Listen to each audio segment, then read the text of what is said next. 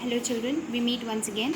In the last video, we studied about the topic small intestine, wherein we understood how the digestion process takes place in the small intestine and what is the role of liver and pancreas as digestive glands. We also studied the function of bile juice and the pancreatic juices which help in the process of digestion. Now, something important about small intestine. The small intestine is internally lined by finger-like projections, and these finger-like projections are said to be as villi. When we focus on each villi is internally lined by a central structure called as lacteal, and it is then surrounded by arteries and veins.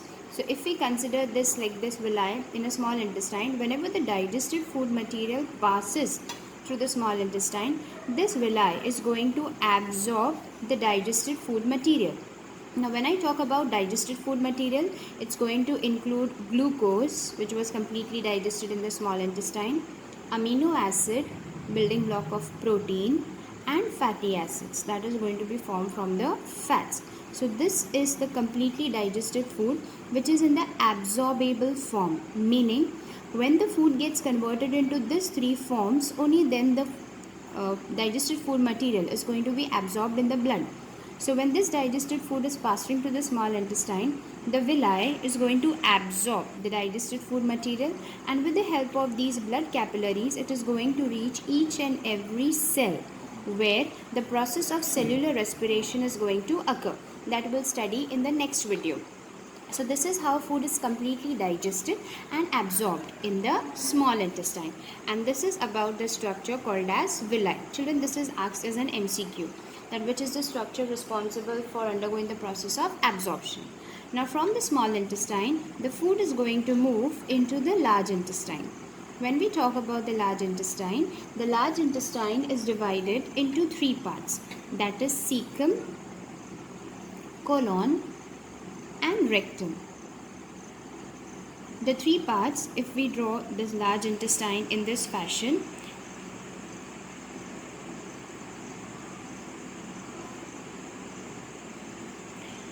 this region, the beginning point is said to be as cecum region.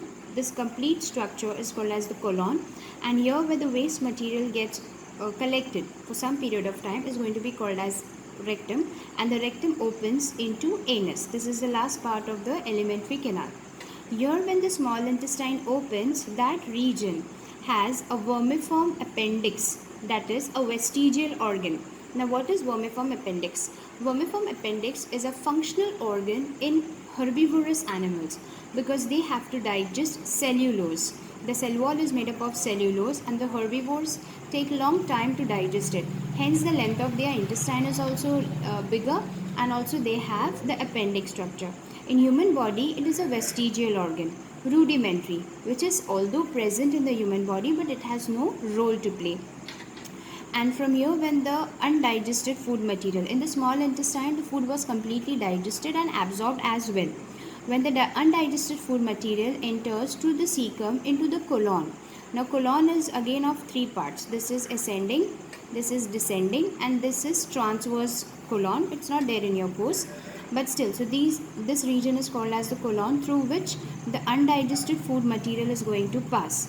Now when it passes through this region also, even the large intestine is supplied by finger-like projections called as villi. This villi will reabsorb whatever is not absorbed by the small intestine, that is some amount of salt and water.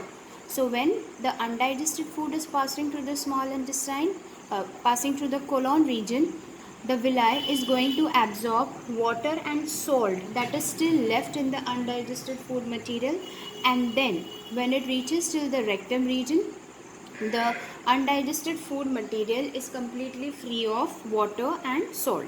So that undigested waste is collected in the rectum, and then it is excreted out through anus by a process called as egestion.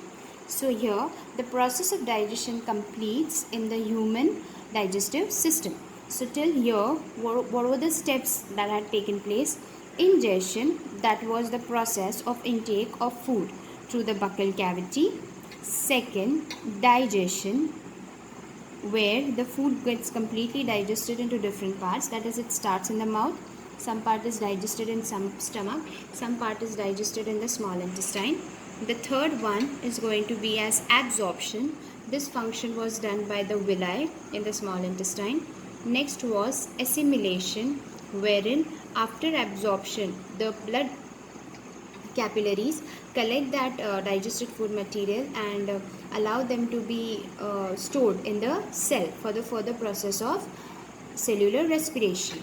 The fifth one is going to be as egestion, wherein the excretion process takes place, that is the undigested food material or the waste matter is excreted out.